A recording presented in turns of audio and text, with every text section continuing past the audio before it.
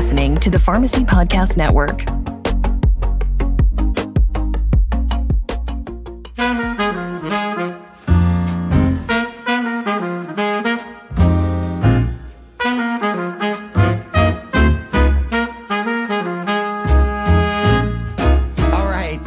Pharmacy. I want to give a shout out to Rob and Kay, who's joining us right now. Functional Pharmacy.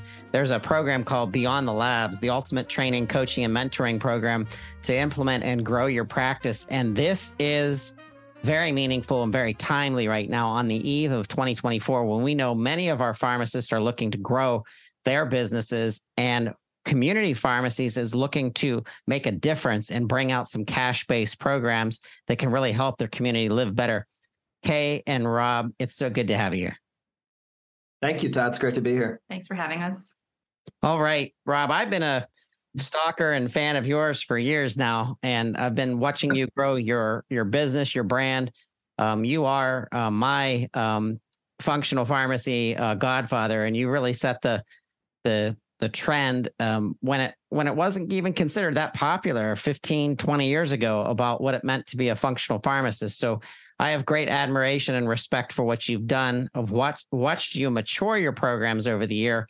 So right out of the gate, I want all the listeners to understand and know a little bit more about Rob Kress. And then I want you to do an introduction to Kay as well, because I think this is a very special arrangement. Absolutely. Well, thank you for that. So yeah, we've been connecting you and I for years, Todd. And I think both of us to see the evolution of where the pharmacy voice has gone, because I want to give you a shout out because you've given a voice to pharmacy, a voice that I think is very soft over the years. Now, for me, I've been in practicing a functional medicine type pharmacy since the early 2000s. So we're going on 23 years now. And yeah, at the time when we began this, it was, when I was teaching, doing CEs at the time, sometimes you'd have a heckler in the audience, really question if it was really science. So the growth has been amazing from acceptance of the community. And all along, it's absolutely been a patient-driven movement, really. I mean, from the days where I had my compound and nutritional pharmacy, it was the patients that drove the success to that. And now there's this momentum building where pharmacists are starting to realize, and other medical practitioners, that, there's something really here and I want to know more about it. How can I bring this into my own practice?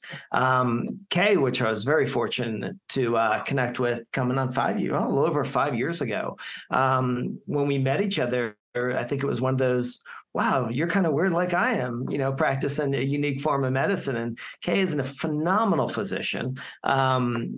We'll get, she'll share with you some, but we realized when we, back in the late 90s and early 2000s, we were reading the same books. We were reading the same medical intuitive stuff, the same mind-body stuff. And we had a path that was very similar. So I don't think the time that we met was a coincidence, and how we're now practicing, evolving, and growing together.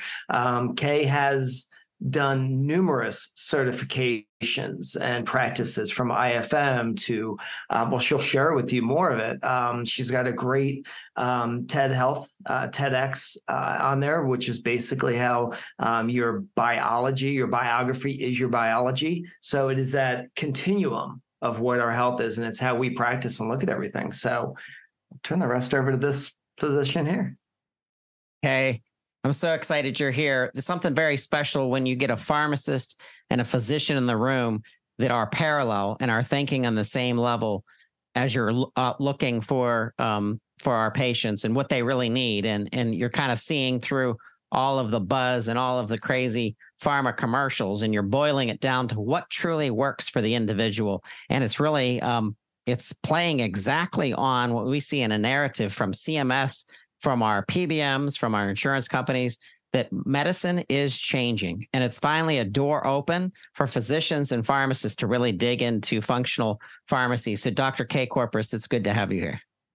Thanks so much. Thanks for that introduction, both of you. I think for what makes our partnership work is that, we have this common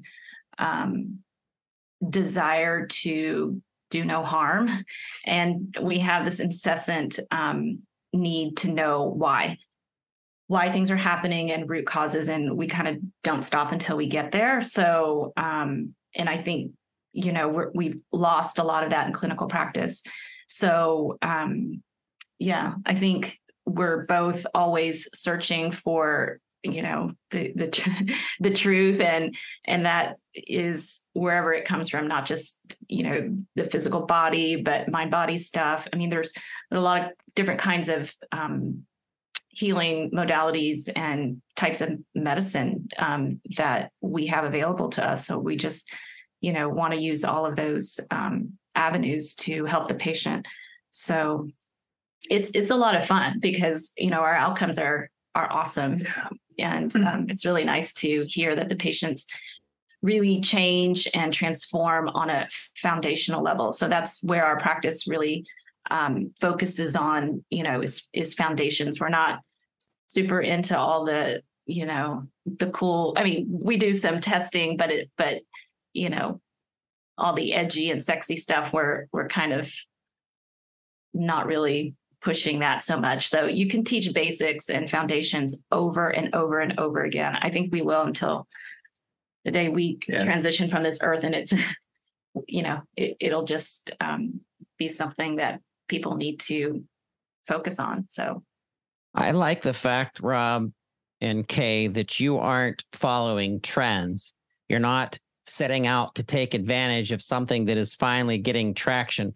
You've been doing this for years. And Rob, you've seen that there's no reason to throw away pharmacological studies and pharmacological background and staging. You've taken what you learned as a pharmacist and you've brought this to holistic, integrative, functional medicine to do a combo, which fits. I mean, you only have to have like an eighth grader's education to understand this. That is, you have a combination of science, evidence-based practice fusing with what nature has always intended, which is the ultimate evidence-based medicine. And you're bringing those together saying, for someone who is suffering with cancer, here's a track we'd like to put you on because your body's under a lot of intensity. You might be on chemo, and chemo is attacking the cells and trying to kill off cells. And while it's doing that, it's also weakening your immune system and other things that are happening. What powerful medicine to combine what functional medicine could be doing to really help someone overcome that stage of their treatment and then get to the next stage. And I know that's a dramatic example, but let's use that example. How would a pharmacist and physician really come together for a patient that has their treatment in place of some very serious chronic disease to try to kind of like marry the two modalities? Well, yeah. And, the one thing that you said there, we haven't swayed, right? We both kept to our consistency when we both were practiced individually years ago before we even met each other. So we came together and it was the same foundational speech, talk, way of practicing.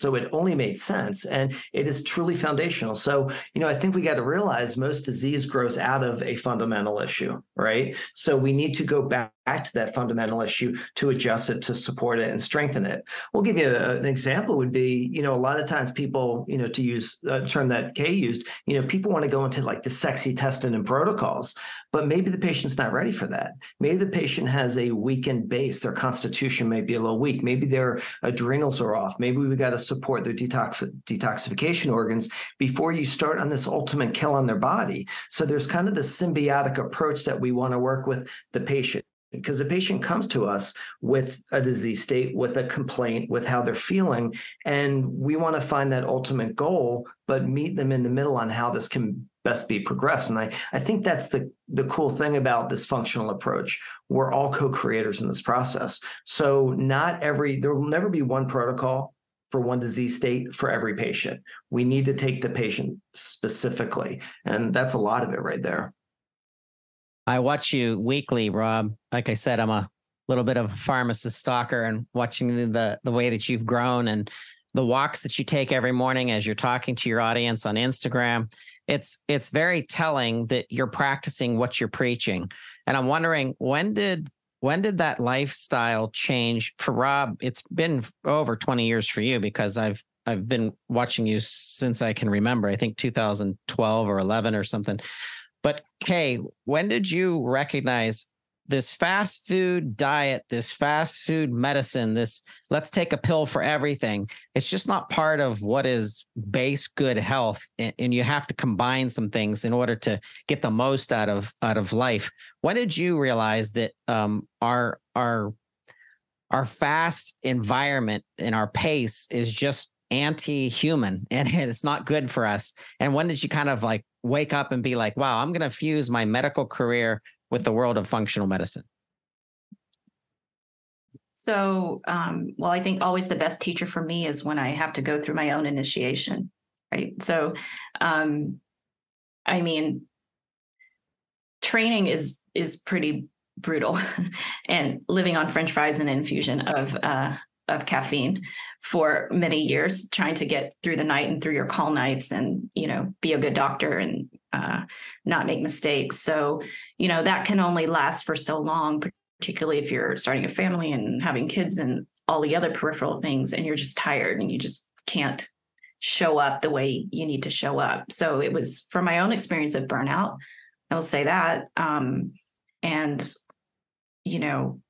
when I was going through that and looking for my own answers from my own training, from my own kind, it was just, here's a steroid or an SSRI. That just wasn't going to cut it, right? And I had small children at the time. I had to be present. I had to be present for my patients, a lot of responsibilities. So, I had to kind of dig deeper and figure out what this was. I don't like putting Band-Aids on bullet holes. It doesn't work. And so that's a lot of the way medicine is practiced. And I knew it, my patients knew it. And I just kind of had to figure it out. So functional medicine was great. I remember going to one of the lectures, and a naturopath physician, a woman, was talking about her own life as having 6 children, stressed out. And she started talking about the adrenals and cortisol and DHEA. I'm like, what are you talking about? I sound exactly like that. Who are you? What are you talking about? Adrenals? Like, that wasn't even a thing that was highlighted. And it was, her story was my story. And so I was like, I'm obsessed with this because this makes sense to me. And that's how I kind of filter everybody through my practice, is that lens of stress and overwhelm and running that fight or flight. And for me, it just makes medicine very easy because we're all exposed to that, and we don't talk about it, right? Which is unfortunate. It's the first thing that a patient would say, and that's the first thing that I ask: what's going on in your life right now? And we all want it to be something else except for what's happening in our environment, our lifestyle. So, and yes, like nutrition contributes to that, but what's the reason why you're eating sugar and fries and all the crap? We're pacifying something, which is we're unhappy in our jobs and our relationships and the places that we live in our careers. It's that stuff that really matters. I never thought about. I don't really like going there. It's too, a little too touchy-feely. Well, let's not talk about emotions, but actually I kind of have focused on that, and that happens to be the key. Yeah. So the functional stuff is great. It's still very physical. It's, it's looking at root causes, that is great. So there's this, aside from conventional medicine, that's a great place to go because we're looking for root causes and using more natural things, and that's great. But we're going for root stuff, so we have to go with this relationship between our psychology, our emotions, and the physical body. And to us, that has been like the key for the practice. Yep. Nobody talks about it. Nobody wants to. Nobody has time to, for that matter. And the way we built our practice is we have to make time for that. And the way that we can do that is we have to do our own work, right? So we didn't learn this stuff just from studying and, going to conferences. That's one thing, but to do our own work, we never recommend something for our patients that we haven't done ourselves. We will never do that. Awesome. Rob, you have an advantage. Listeners might not realize this, but Kay is not only a business partner, but she's also your personal partner in life, and you're sharing families and responsibilities and pets. Your dogs, they kill me. I love dogs, so I love watching you guys with them, especially on your Instagram and things like that. But the reason why I mention that is there's so many pharmacists who are going to move into 2024 who are desperately wanting to build their functional pharmacy consultancy practices. Lots of our community pharmacies are looking to build a functional pharmacy component to their community pharmacy and bringing in people that are looking for changes in their life. And I think what better organization than a community pharmacy or a consultant pharmacist that's in a community that understands who their mayor is and their state representatives and their school board, and just maybe they're a coach for some soccer team or something, but to be integrated into a community and understand the unique challenges of an Austin-based community or a Pittsburgh-based community or an LA-based community. There's all these different things. And if you're in it, then you can understand it a little bit better than someone who might not be in it. But you have an advantage that you have a physician on your consultant team that you guys can come together for that patient, which is the triangle of healthcare. It's the physician that's the quarterback, kick it off the treatment to pharmacist. Pharmacist brings it back to the patient, and then it keeps going. And what a combination. But there are pharmacists out there who don't have this kind of support, the Kay support that you have in your life, and as a godfather of functional pharmacy, someone to rely on and bring things back to. And Kay might look at something sometime and be like, what's this about, Rob? I don't get it. And then you describe it to a physician from their perspective. Kay might actually make an adjustment to you and say, hey, maybe we should do it a little bit this way, and kick things off. So when we're listening, there's a bunch of pharmacists out there who are listening right now. They're in their car, they're jogging, they're doing something. And they're like, Rob, where in the world can I find like a bucket or a list of functional focused physicians out there that I could work with, that I could move forward with and bounce things off of? And have you ever come across like a group of practitioners and people that you could say to a pharmacist who might be in Pittsburgh, Pennsylvania, hey, I want access to a physician within a group of patients within a community to really start working this together? Well, and a couple of things to all of that, and thank you for that. And in many ways, in many things, Kay ended off the last comment saying, we got to work on our own stuff. She has been a tremendous teacher for me in that. I thought I knew it all, Todd. I thought I knew all my shit. But she shined the light on it where it is a big growth of this process. So I'm very fortunate to have this in practice. And we both have said we bring our own unique nuances also to the table. And it is, the saying is that, you don't know what you don't know. And I really, in working with Kay, and I think it would be any pharmacist with any physician, and for that matter, other physicians for pharmacists, you learn more, you see more, because these people we're all coming together with different past experiences. So that in itself, I think there's a lot of relationships out there where there can be collaborative agreements where this can really grow. So if you're a pharmacist and you've got this training, first of all, and Kay shared with me, even functional medicine physicians that go through the practice, or they go through the studies and they go through the courses, they come out, but they're still starved for time. As practitioners, we are time anemic, and that's one of the challenges. So I think many times what we've seen is there's this dynamic of how a pharmacist and a physician can come together and really create the protocols, the labs, the communication, and how that process works. So I think it's kind of a new dynamic that we're looking at. And not only would you need you could be a functional pharmacist, bring this to a conventional practice. You could be bringing it to a gym. You could be bringing it to a lot of different areas, but bring a collaboration of a physician that offers that. It's a really good dynamic. So, Todd, I'm about to crack up right now, because what makes this successful is that he actually is brilliant in communicating. His communication skills are really great without offending. So as a physician, we kind of are a bit egotistical of like, I know everything and I don't need you kind of thing. And so it's funny because the way he communicates is he'll put it in a question form so that I approve, but it's really a statement. So it doesn't, offend. So I'm like, yeah, do whatever you want. That's great. So here, do you want the whole practice? That's great. I'm going to Pilates now. You're doing great. So, but I also feel like,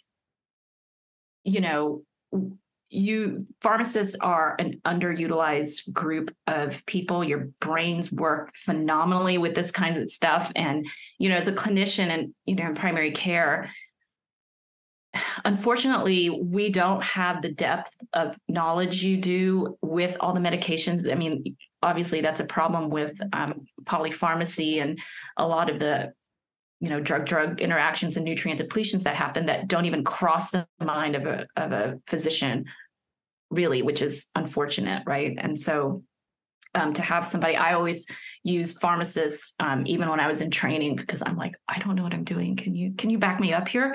I always had respect for you guys. So I think it is an actual brilliant team to help, because just the way you guys look at things and the depth and that we tend to overlook and say we don't have time to, which that's not an excuse, but I think it's really valuable. And I had even told Rob that, I would rather have a pharmacist on my team than actually a PA or a nurse practitioner or somebody with another clinical brain. I need somebody with this kind of, skill set, way of looking at things, honestly, as a collaborative, not, it's also kind of that we're on the same level. And I think sometimes I'm like, why don't you guys talk louder or demand more, or the voice up, right? It's like, where have you guys been? Because we could really use you in clinical practice. Yeah. And I think to that point too, much of what I like to teach pharmacists is building that bridge between clinician and coach. Now, if you think about the DNA of a community pharmacist, you're there, you're in the midst of the community is coming to you. You could be talking about diet. You could be talking about movement and exercise. You could be relating people to go somewhere. You could look at how many times have I sat and read people's labs from the pharmacy counter and made recommendations from there? So, it is that, if you talk about, I think even a mid-level, as you said, like a PA or nurse practitioner, they're trained very much in that clinical approach like that. But now you in steps a pharmacist, and probably, sometimes the same thing could be our medicine, it could be our poison. And a lot of pharmacists are stressed out behind the counter doing 100 different things, right? Like talking about a side effect, recommending a supplement, talking about a lab, but it's also their own particular medicine that they can offer to the community, which is in this collaboration works really well. What you're describing, Rob, is called Beyond the Lab. And the Beyond the Labs is very important. It just so happens to be a program that you've built in collaboration with Kay. I want you to describe that to our listeners and where it can be inserted. I know it's inserted to the consultant pharmacist that's listening that wants to build their community practice, but it's also available to our long-term care pharmacies who want to cater to our seniors. It's also available to our community pharmacies who want to cater to their communities. I also want to make a point, Rob, this is exciting me, but we're going to be bringing you and Kay back month after month to really dig into the components of functional pharmacy, how to launch your business. We're going to even be digging down into treatment-specific clinical discussions and cases, might even bring in some additional pharmacists and physicians. But talk to us about Beyond the Labs and how that kind of sets the stage for any sector of pharmacy to plug into what you've done so that they can extract what you know, and infuse that into their own businesses. So, yeah. And first off, I guess I want to say that Beyond the Labs stemmed out of me recognizing something I really enjoy doing. And that's nothing I ever really said in the realm of pharmacy before. So there's kind of this inherent joy that drove me to do it. And I opened it up in the spring and it grew organically until now. So what the Beyond the Labs is, we've got a primary training, which includes my functional pharmacy university for people who are totally green and have no relationship to functional medicine. They want to get into it that way. And then it also goes into A community based. So we've got an online community where we do weekly challenges. It's kind of a group coaching practice for that in that case, which is actually also going into a full mentorship of even one-on-one. So we've got primary training. We talk about practice ideas, marketing ideas, and it is an absolute personal and professional approach that we link together. So much of the students, they're gaining more about their professional life or their personal life as they are about their professional life. And what we really like to say is we're helping them tweak their perception and perspectives. So, they're coming to some, I think, in their minds, a lot of outside the box stuff on way to think and how to approach. So a lot of them, it's not, I can't even say, my goal is to get you into functional medicine practice. My goal is to get you to do this. We've got practitioners who are thinking of what's next, like running a group coaching business for women, get into a nutritional supplement practice, but taking this knowledge and the ideas that they get from the group, the community, and these, as I said, outside the box trainings to kind of take them there. So it's training, it's mentorship, it's support, and it's the coaching to get there. Hey, as a physician, what's your advice for the listening pharmacist right now who's ready to really go full throttle in 2024? How would you want to be kind of connected with pharmacists? Do you prefer someone reach out to you via LinkedIn? Do you like an email? Do you like a personal card? What do you think pharmacists that are listening right now who do want to reach out to multiple physicians in their community, what's kind of a suggested way of doing that? I